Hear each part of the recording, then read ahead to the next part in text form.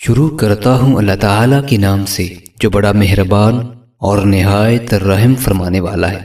مالک بن Huwayrith روایت کرتے ہیں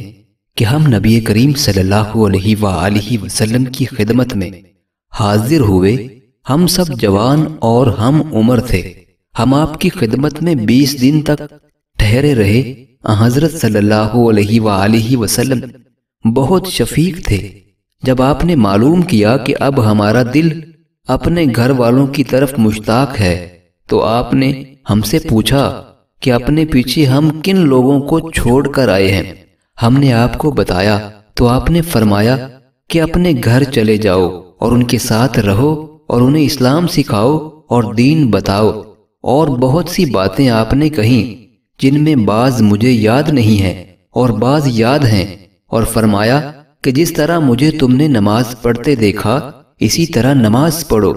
پس جب نماز کا وقت آ جائے تو تم میں سے ایک تمہارے لیے آذان کہے اور جو عمر میں سب سے بڑا ہو وہ امامت کرائے۔ حضرت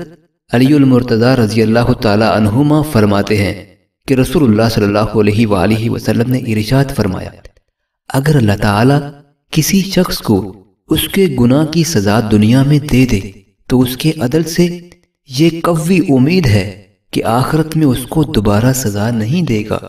اور جس شخص کے گناہ کی اللہ تعالیٰ نے دنیا میں پردہ پوشی کی اور سزا نہ دی تو اللہ تعالیٰ کے فضل سے یہ قوی امید ہے کہ جس گناہ کو وہ معاف کر چکا ہے اس کی سزا دوبارہ نہیں دے گا۔